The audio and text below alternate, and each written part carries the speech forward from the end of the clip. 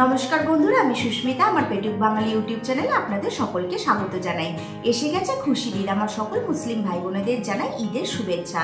आमिও आज चले एसेছি ईद स्पेशल बिरियानिर एकटी रेसिपि निये। तबे आज एकटी अन्य धारार बिरियानिर रेसिपि आपनादेर साथे शेयार करब जार नाम आम्बुर चिकेन बिरियानि।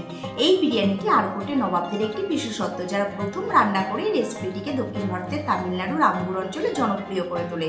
এই রেসিপিটির একটি বিশেষত্ব হলো এটি দক্ষিণী জিরা সাম্বার রাইস, পুদিনা পাতা, ধনে পাতা ও কম মশলা ব্যবহার করে তৈরি করা হয়। তাহলে চলুন দেখে নিন আমার আজকের রেসিপিটি ভালো লেগে থাকলে একটি লাইক এবং শেয়ার করে দেবেন আপনাদের ফ্যামিলি এবং ফ্রেন্ডসের মধ্যে, কারণ আপনাদের একটি লাইক আমাকে আর নতুন নতুন ভিডিও বানানোর মোটিভেশন দেয়। আপনি যদি খাঁটি আম্বুর বিরিয়ানি বানাতে চান তবে শুধুমাত্র জিরা সাম্বা চালই ব্যবহার করবেন, কারণ এই বিরিয়ানিতে বাসমতি চাল ব্যবহার হয় না। এই ছোট দানা সুগন্ধি চালই এই বিরিয়ানিকে বাকি বিরিয়ানিদের থেকে আলাদা করে তোলে। এই চালটি আপনি যে কোনো অনলাইন স্টোরে পেয়ে যাবেন। আমি এখানে 3 কাপ চাল মেপে নিয়ে নিলাম। এবার এতে 5 থেকে 6 কাপ জল অ্যাড করে চালটিকে 30 মিনিটের জন্য ভিজিয়ে রাখবো।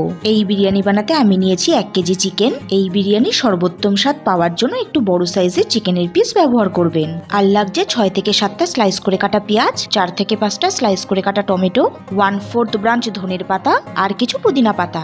আর নিয়েছি 250 গ্রাম টক দই, 10-12টা শুকনো লঙ্কা, 3-4টে চেরা কাঁচা লঙ্কা, চিনি, হলুদ, রসুন বাটা 2 টেবিল স্পুন, আদা বাটা 2 টেবিল স্পুন, স্বাদ মতো নুন ও ঘি। প্রথমে গ্যাস জ্বালিয়ে একটা বাটিতে পরিমাণ মতন জল নিয়ে বসিয়ে দিলাম। এবার এর মধ্যে শুকনো লঙ্কাগুলো দিয়ে দেবো। এই বিরিয়ানির মেন মশলা হলো ফ্রেশ রেড চিলি পেস্ট। স্বাদে আপোষ করতে না চাইলে রেড চিলি পেস্ট ব্যবহার করা খুবই গুরুত্বপূর্ণ। জল ফুটে উঠেছে, আমি এবার এটাকে সরিয়ে রেখে দেবো। এবার একটা বড় পাত্রে 6 কাপ জল নিয়ে বসিয়ে দেবো। জল ফুটে উঠেছে, আমি এখন ধুয়ে জল ঝরিয়ে রাখা চালটা দিয়ে দিলাম। চালটা দিয়ে সামান্য নেড়েচেড়ে নিয়ে দিয়ে দিলাম 1 টেবিল স্পুন সাদা তেল ও হাফ পাতিলেবুর রস, আর দিলাম কিছু গোটা গরম মশলা। এবার চালটা 80% রান্না করে নেব।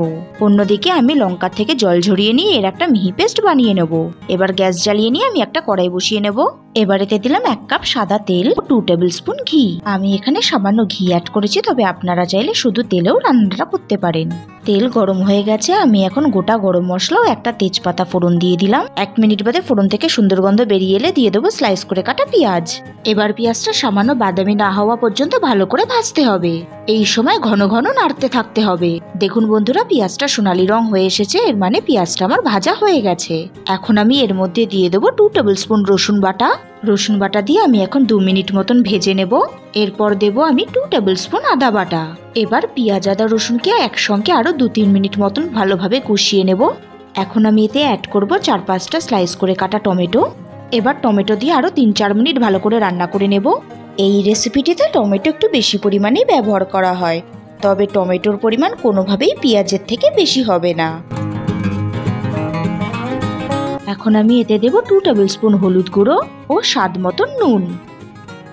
নুন হলুদ দিয়ে আরো 1 মিনিট ভালোভাবে নেড়েচেড়ে নিয়ে দিয়ে দেবো সেই আগে থেকে তৈরি করা রেড চিলি পেস্টটা। শুকনো লাল লঙ্কা দিয়ে তৈরি এই উপাদানটি আম্বুর বিরিয়ানির স্বাদে একটি পার্থক্য আনে।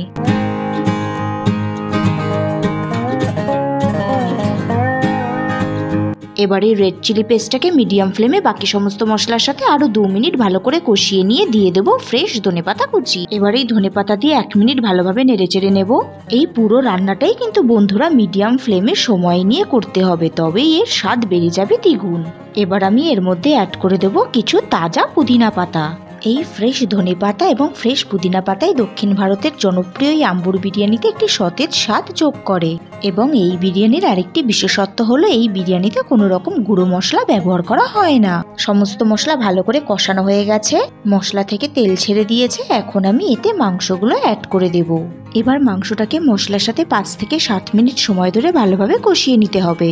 মাংসটাকে আমি ভালোভাবে কষিয়ে নিয়েছি। এখন এতে অ্যাড করব 250 গ্রাম টক দই।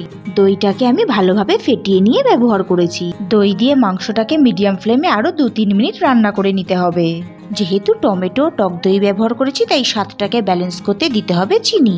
দই দিয়ে মাংসটাকে ভালোভাবে কষিয়ে নিয়ে এখন আমি অ্যাড করছি সামান্য চিনি আর দিচ্ছি হাফ পাতিলেবুর রস। এবার নেড়েচেড়ে সমস্ত উপকরণ আমি ভালোভাবে মিশিয়ে নিলাম।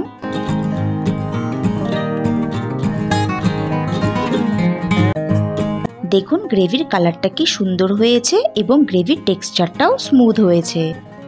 মিডিয়াম ফ্লেমে সময় দিয়ে রান্না করাতে চিকেনটাও সুন্দরভাবে সেদ্ধ হয়ে গেছে। এখন আমি এতে অ্যাড করছি 4-5টা চেরা কাঁচা লঙ্কা। কাঁচা লঙ্কাটা দিয়ে আরো 1 মিনিট ভালোভাবে আমি নেড়ে চেড়ে নিলাম।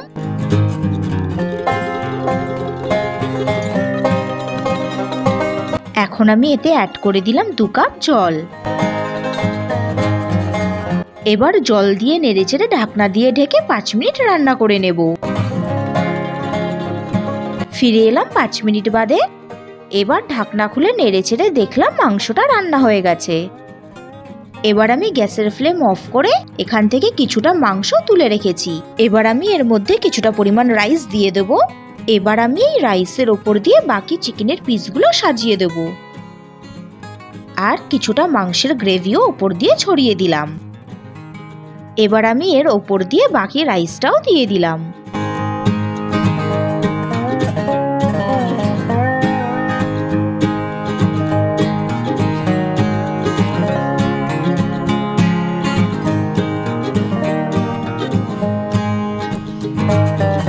এবার আমি ওপর দিয়ে 1 টেবিল স্পুন ঘি ছড়িয়ে দিলাম। এখন আমি এটাকে ঢাকনা দিয়ে ঢেকে দিলাম। এবার গ্যাস জ্বালিয়ে আমি একটা চাটু বসিয়ে দিলাম। এবার আমি বিরিয়ানিটিকে চাটুর ওপর রেখে লো ফ্লেমে 10 মিনিট দমে রেখে দিলাম। ফিরে এলাম 10 মিনিট বাদে। এবার ঢাকনা খুলে বিরিয়ানিটাকে আলতো হাতে একটু নেড়ে চেড়ে নিলাম। দেখুন বন্ধুরা, বিরিয়ানিটা কি সুন্দর ফ্লাফি হয়েছে আর এর থেকে কি সুন্দর গন্ধও বেরোচ্ছে। এতক্ষণ আমি যে পদ্ধতিতে রান্নাটা দেখালাম সব ঠিকমতো ফলো করতে পারলে আপনিও বাড়িতে পারফেক্ট অথেন্টিক আম্বুর বিরিয়ানি বানিয়ে ফেলতে পারবেন। এবার আমি এটাকে গরম গরম একটা সার্ভিং প্লেটে সার্ভ করে নিচ্ছি। এখন ওপর থেকে একটা পুদিনা পাতা আর সামান্য ধনের পাতা দিয়ে আমি এটাকে গার্নিশ করে নিলাম। ব্যাস রেডি হয়ে গেছে দক্ষিণ ভারতের তামিলনাড়ুর জনপ্রিয় আম্বুর চিকেন বিরিয়ানি। তাহলে বন্ধুরা, এইবারের ঈদের পার্টিতে এইরকম অন্য ধারার একটি সুস্বাদু বিরিয়ানি বানিয়ে বাড়ির সকলের মন জয় করে নিন। বন্ধুরা, বাড়িতে বিরিয়ানি বানাতে একটু সময় ও ধৈর্যের প্রয়োজন, তবুও বাড়িতে নিজের হাতে বানানো বিরিয়ানির মজাই আলাদা। আমি এটাকে রায়তার সাথে সার্ভ করেছি, তবে আপনারা চাইলে যে কোনো চিকেন কিংবা মাটন ডিশের সাথেও সার্ভ করতে পারেন। এই বিরিয়ানিটি বাকি বিরিয়ানির মতো বেশি মশলাযুক্ত নয়। এটি একটি অনন্য স্বাদের বিরিয়ানি। এইবারের ঈদে একবার এটি বানিয়ে ট্রাই করুন, কথা দিচ্ছি এর স্বাদ ভুলতে পারবেন না। আশা করছি আমার এই রেসিপিটি আপনাদের খুব ভালো লেগেছে। তবে বিরিয়ানিটি বানিয়ে আমাকে অবশ্যই জানাবেন আপনাদের কেমন লাগলো। রেসিপিটি ভালো লেগে থাকলে একটি লাইক করে দেবেন এবং আপনাদের ফ্যামিলি এবং ফ্রেন্ডসের মধ্যে শেয়ার করে দেবেন। আজকের মতো এই পর্যন্ত, দেখা হচ্ছে আরও একটি নতুন রেসিপি নিয়ে।